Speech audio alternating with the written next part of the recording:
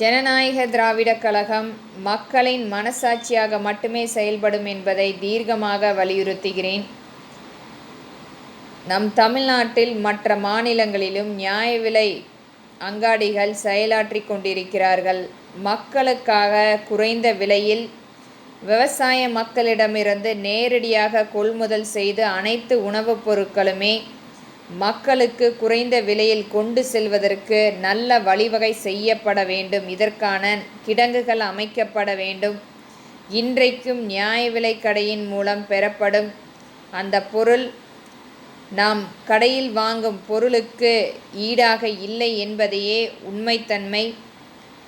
இன்றைக்கு பாமாயில் கொடுத்து கொண்டிருக்கும் அரசை மாற்றி அமைத்து ஒரு நல்ல கடலெண்ணெய் அல்லது நல்லெண்ணெய், தேங்காய் போன்றவற்றை கலப்படம் இல்லாமல் மக்களிடம் கொண்டு வந்து சேர்க்கப்பட வேண்டும். இது போன்ற செயலை செய்வதால் விவசாய மக்களுக்கு நேரடியாக அவர்களுடைய வாழ்வாதாரம் மேலோங்கும். நம்மளுடைய மக்கள் ஒரு நல்ல வாழ்வாதாரத்தை அடுத்த கட்டத்துக்கு ஏற்படுத்தி கொள்ள அவர்களுடைய சேமிப்பு மேலோங்கும்.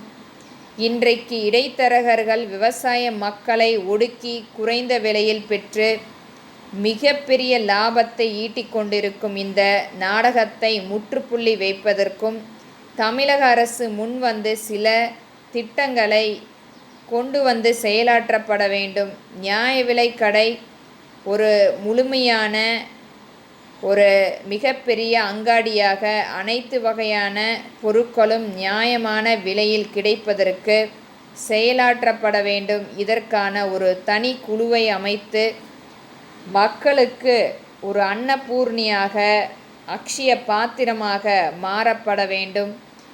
மாண்புமிகு முதலமைச்சரை நான் தாழ்மையுடன் வேண்டிக் கொள்கிறேன். தயவு கூர்ந்து மக்களுக்காக செயலாற்றுங்கள்.